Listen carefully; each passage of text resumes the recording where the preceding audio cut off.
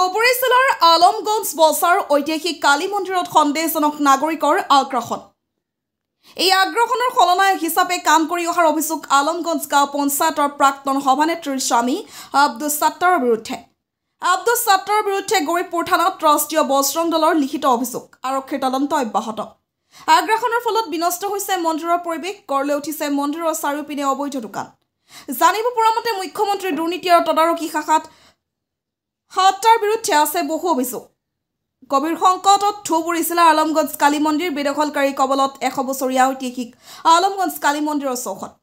মন্দিৰটোৰ চৌহদ বেদখলমুক্ত কৰি সুৰক্ষাৰ বাবে মুখ্যমন্ত্ৰী হিমন্ত বিশ্ব শৰ্মালৈ দাবী জনাই আন্তঃৰাষ্ট্ৰীয় হিন্দু পৰিষদ, ৰাষ্ট্ৰীয় বজৰং দল আৰু অবিভক্ত গোৱালপাৰা আক্ৰচুৰ ধুবুৰী জিলা সমিতিয়ে আলমগঞ্জ গাঁও পঞ্চায়তৰ প্ৰাক্তন সভাপতি আৰু স্বামী আব্দুছ সাত্তাৰে মিলি একাংশ সন্দেহজনক লোকৰ হতুৱাই মন্দিৰটোৰ প্ৰতি ভাবুকি সৃষ্টি কৰিছে। সংগঠনটোৰ মতে মন্দিৰটোৰ চৌহদৰ চাৰিওপিনে অবৈধভাৱে দখল কৰি মন্দিৰৰ পৰিৱেশ বিনষ্ট কৰাৰ লগতে মন্দিৰলৈ ভাবুকি সৃষ্টি কৰাৰ অভিযোগ উত্থাপন কৰিছে। ইতিমধ্যে গৌৰীপুৰ আৰক্ষী থানাত বিভিন্ন দল সংগঠনে মন্দিৰটোৰ সুৰক্ষাৰ বাবে সালামী চাংমা বিবি আৰু স্বামী আব্দুছ সাত্তাৰৰ বিৰুদ্ধে লিখিত অভিযোগ দাখিল কৰে। অনতিপলমে মন্দিৰটোৰ চৌহদসমূহ দখল কৰি মন্দিৰ পৰিৱেশ বিনষ্ট কৰা ঠাইসমূহ উচ্ছেদ কৰিবলৈ প্ৰশাসনক আহ্বান জনায়। আজি আন্তঃৰাষ্ট্ৰীয় হিন্দু পৰিষদ, ৰাষ্ট্ৰীয় বজৰং দল আৰু আক্ৰচুৱে অনতিপলমে বিহিত ব্যৱস্থা গ্ৰহণৰ দাবী জনায়, অন্যথাই ভয়াৱহ আন্দোলন গঢ়ি তোলাৰ হুংকাৰ প্ৰদান কৰে। আনহাতে সালামী চালমা বিবি আৰু স্বামী আব্দুছ সাত্তাৰ আন এক দুৰ্নীতি পোহৰলৈ আহিছে। এবেলিও পঞ্চায়ত নিৰ্বাচনৰ ফলাফলৰ পিছতেই আলমগঞ্জ গাঁও পঞ্চায়তৰ 5জনকৈ ৱাৰ্ড সদস্যক অপহৰণ কৰি আত্মগোপন কৰি থকাৰ অভিযোগ উঠিছে। ইপিনে অসৎ প্ৰক্ৰিয়াত গণতন্ত্ৰক হত্যা কৰা হৈছে বুলি প্ৰতিক্ৰিয়া প্ৰকাশ কৰে সদৌ অসম গৰিয়ামূৰীয়া দিশী জাতীয় পৰিষদ ধুবুৰী জিলাৰ সভাপতি আফজালুৰ ৰহমানে। গোলকগঞ্জৰ পৰা তপনৰা report, North East Frontier News. আলমগঞ্জৰ যি বাজাৰ কালী মন্দিৰ আছে, এই কালী মন্দিৰ এক ঐতিহাসিক ধুবুৰী জিলাৰ এখন কালী মন্দিৰ হয়। আৰু এই কালী মন্দিৰৰ বৰ্তমান যি পৰিৱেশ, এই বৰ্তমান পৰিৱেশটো আমি চাই আপোনালোকৰ জৰিয়তে মাননীয় মুখ্যমন্ত্ৰী ডাঙৰীয়াক অৱগত কৰিব বিচাৰিছোঁ যে আলমগঞ্জৰ যিখন মন্দিৰ আছে, এই মন্দিৰখনৰ চাৰিওপিনে ইতিমধ্যে সন্দেহযুক্ত নাগৰিকে কিন্তু দখল ধৰিছে আৰু যাৰ কাৰণে আলমগঞ্জ বজাৰখন কিন্তু বিভিন্ন ধৰণৰ যান জঁটৰ সমস্যা হয় আৰু মন্দিৰখনৰ প্ৰতি এটা ভাবুকিৰ সৃষ্টি হৈছে। গতিকে এই ক্ষেত্ৰত যেতিয়া আমাৰ দৃষ্টিগোচৰ হৈছে আৰু এই দৃষ্টিগোচৰ হোৱাৰ পিছত আমি মাননীয় মুখ্যমন্ত্ৰী আৰু ধুবুৰী জিলাৰ প্ৰশাসন বা বিভাগীয় কৰ্তৃপক্ষক বা আমাৰ অনাৰেবল DC, অনাৰেবল SP মহোদয়ক অনুৰোধ জনাইছোঁ যে অতি সোনকালে এই মন্দিৰখনৰ চাৰিওপিনে থকা যিসকল সন্দেহযুক্ত নাগৰিক, এই সন্দেহযুক্ত নাগৰিকে পৰিৱেশ বিনষ্ট কৰাৰ লগতে যিহেতু দখল ধৰি বিভিন্ন ধৰণৰ পৰিৱেশ বিনষ্ট কৰাৰ লগতে যান জঁটৰ সৃষ্টি কৰিছে, তেওঁলোকক উচ্ছেদ কৰি মানে এটা পৰিৱেশটো মানে ভাল কৰিবলৈ।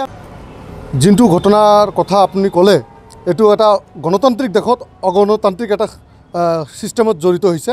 গতিকে আমি ৰাষ্ট্ৰীয় বজৰং দলে এই চাগত আপোনালোকৰ জৰিয়তে মই ধিক্কাৰ আৰু গৰিহণা দিলোঁ। এতিয়া আচল কথাটো হ'ল, বিগত 10 বছৰ কালচোৱাত চালমা বিবি আৰু সাত্তাৰে আমাৰ যি ঐতিহাসিক মা কালীৰ মন্দিৰ আছে আলমগঞ্জত অৱস্থিত ৰাষ্ট্ৰীয় ঘাইপথৰ লগত, আৰু সেই ঐতিহাসিক মন্দিৰটোৰ চাৰিওপিনে এটা মন্দিৰৰ প্ৰতি এটা ভাবুকি স্বৰূপ হৈ পৰিছে, মন্দিৰৰ সুৰক্ষাৰ প্ৰতি। গতিকে আমি মাননীয় মুখ্যমন্ত্ৰী আৰু ধুবুৰী জিলা প্ৰশাসনক অনুৰোধ জনাইছোঁ, এই যে 10 বছৰ কালচোৱাত যি অবৈধভাৱে চাৰিওপিনে যিটো অৰাজকতাৰ সৃষ্টি কৰিছে এই চালমা বিবি আৰু সাত্তাৰে, অনতিপলমে এওঁলোকৰ ওপৰত দৃষ্টান্তমূলক শাস্তি প্ৰদান কৰিব লাগে, এক কঠোৰ শাস্তি দিব লাগে আৰু তদন্তৰ আওতাত আনি ইয়াৰ লগত কোন কোন জড়িত হৈ আছে, কাৰণ আমি দেখিবলৈ পাইছোঁ আৰু ৰাইজে জনোৱা মতে তেওঁলোকে বিভিন্ন সময়ত বিভিন্ন অবৈধ কামত জড়িত হৈ আছে। আমি ইতিমধ্যে আমি গম পাইছোঁ যে তেখেতসকলে CM ভিজিলেন্সৰ অন্তৰ্গত তেওঁলোকৰ তদন্তত আহিছে আৰু আমি মাননীয় মুখ্যমন্ত্ৰীক অনুৰোধ জনাইছোঁ, যিহেতু ধুবুৰীত শেহতীয়াকৈ পৰিস্থিতিৰ তেওঁ বুজ লৈ গৈছে, আমি এই চকতে আৰু এটা দাবী জনাওঁ যে আমাৰ আলমগঞ্জত যিটো ৰাষ্ট্ৰীয় ঘাইপথত অৱস্থিত মা কালীৰ মন্দিৰ, এই মন্দিৰটোৰ প্ৰতি যোনে ভাবুকি স্বৰূপ কৰিয়ে আনিছে তেওঁলোকৰ প্ৰতি এটা নিখুঁত এটা তদন্ত কৰি দৃষ্টান্তমূলক শাস্তি বিহিবলৈ আমি মাননীয় মুখ্যমন্ত্ৰীক অনুৰোধ জনালোঁ যে 5জনকৈ বা 6জনকৈ মেম্বাৰক আগৰ আলমগঞ্জ পঞ্চায়তৰ আগৰ যিজন সভাপতি সাত্তাৰ আলী, তেওঁ গোপন জেগাত কৰায়ত্ব কৰি ৰাখিছে বা বন্দী কৰি ৰাখিছে বা আটক কৰি ৰাখিছে। এয়া গণতন্ত্ৰৰ প্ৰতি ভাবুকি।